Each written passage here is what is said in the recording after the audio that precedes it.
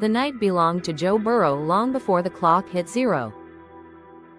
On Thanksgiving in Baltimore, the Cincinnati Bengals walked in as injury-hit underdogs and walked out with a 32-14 win that flipped the AFC North story for now.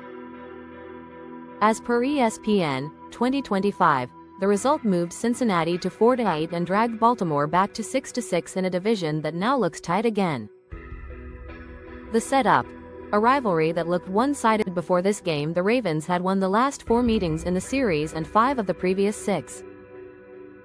As per Pro Football Reference, 2025, Baltimore held a 32-27 all-time edge and the recent trend pointed strongly in their favor. The Ravens also came in on a 5-game winning streak, while the Bengals had lost 4 straight and were sitting at 3-8. As per the Washington Post, 2025, Baltimore looked like a live contender and Cincinnati looked like a team drifting towards draft talk. The story changed the moment Burrow stepped back under center. He was playing his first game since week 2 after turf toe surgery. As per Reuters, 2025, he had missed 9 games and the club had turned to Joe Flacco in the interim. The expectation from most national outlets was simple. A rusty Burrow. A hot Ravens side. A comfortable Baltimore win. First half. McPherson keeps Cincinnati alive. The first quarter followed that script for a while. Cincinnati opened the scoring with a 31-yard field goal from Evan McPherson. Baltimore then hit back with a 28-yard touchdown run from Derrick Henry. As per ESPN, 2025, that drive put the Ravens 7-3 up and seemed to settle the home crowd. From that point the half turned into a McPherson showcase. He hit from 42, 24 and 33 yards on 3 straight scoring drives. By halftime the Bengals led 12-7 despite failing to score a single offensive touchdown. As per ESPN, 2025, Cincinnati went into the break 1 for 6 in the red zone. That statistic usually signals trouble.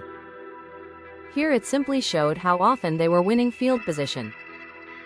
For me, this first half mattered more than the score suggested. It showed 2 things. First, Burrow could move the ball even without sharp red zone execution. Second, the Bengals' defense was already forcing long field situations for Lamar Jackson. Those themes only grew after the interval. Second half.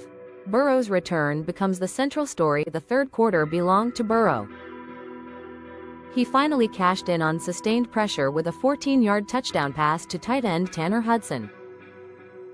Later in the same quarter he hit Andre Iosivas on a 29-yard strike down the right. As per Reuters and the New York Post, 2025, Burrow finished with 261 passing yards, 2 touchdowns and 24 completions on 46 attempts. The stat line was not ruthlessly efficient, but it was aggressive and fearless after a long layoff. Baltimore did answer once. Keaton Mitchell broke free for an 18-yard rushing touchdown to cut the lead to 19-14 late in the third quarter. As per ESPN, 2025, that was as close as the Ravens came.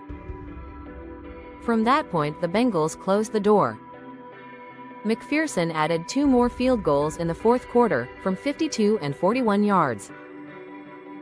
As per Fox Sports, 2025, Fox Sports, he ended the night 6 for 6 on field goals with 2 extra points. That meant he accounted for 20 of Cincinnati's 32 points. In a game built on field position and turnovers, elite kicking functioned almost like an extra offensive unit. The numbers behind the shock. The scoreline feels clear. The numbers make it brutal. As per ESPN, 2025, Cincinnati outgained Baltimore 382 yards to 346. As per the same source, the Bengals held the ball for 38 minutes 46 seconds. The Ravens had only 21 minutes 14 seconds. As per Fox Sports, 2025, the Bengals ran 80 offensive plays. The Ravens ran only 57. So Cincinnati ran about 40% more plays and had the ball for almost 80% more time than Baltimore. That is not a normal gap in an NFL game. It reflects the other key statistic: turnovers. As per ESPN and Reuters, 2025, Baltimore turned the ball over 5 times. Cincinnati did so once. Lamar Jackson threw 1 interception and lost 2 fumbles.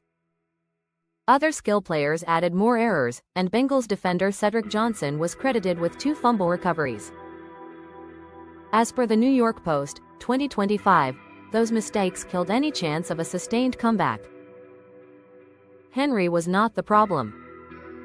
As per Fox Sports, 2025, he posted 104 total yards and that early 28-yard touchdown, while also passing Jim Brown for 12th on the all-time rushing list.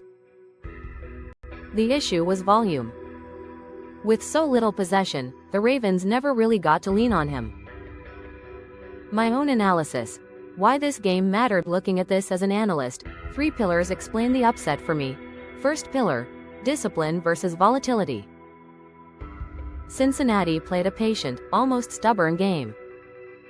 Long drives. Willingness to take field goals.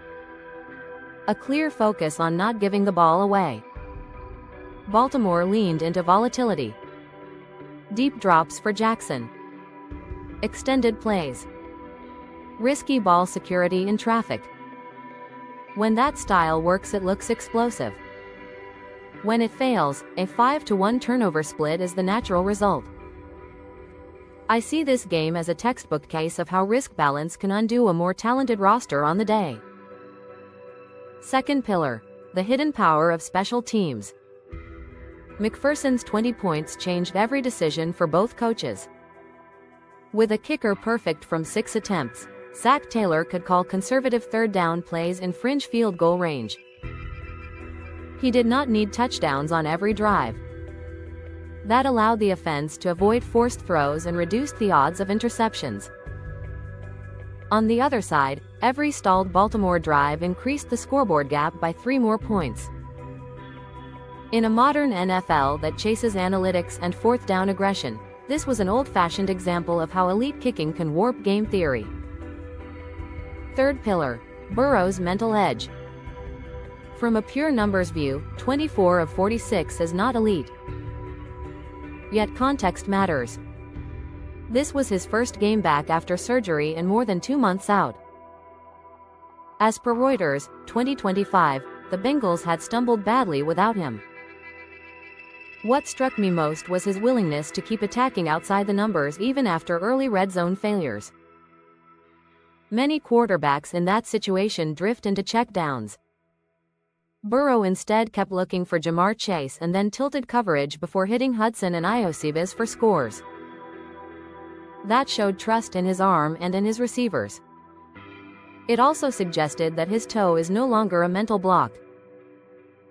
From the Ravens side, I read this as a warning sign on Jackson's form.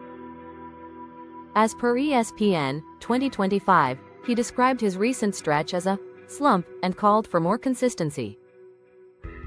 The film and the numbers match that self-assessment. He still produced 246 passing yards and moved the ball between the 20s. The problem was decision-making under pressure. Hesitation in the pocket. Late ball security. Those traits will matter even more in December games with tighter margins. What this means going forward: the standings say this is still a long-shot season for Cincinnati. At 4-8, they need a near-perfect run and chaos elsewhere in the AFC. As per ESPN's live table, 2025, they remain behind Pittsburgh and Baltimore in the division. Yet this game gives them something more subtle. Proof that with Burrow healthy they can still bully a good team on the road. For Baltimore, the damage is larger than one loss. A 5-game streak has now been reset. The turnovers expose structural issues in ball security and in play calling risk.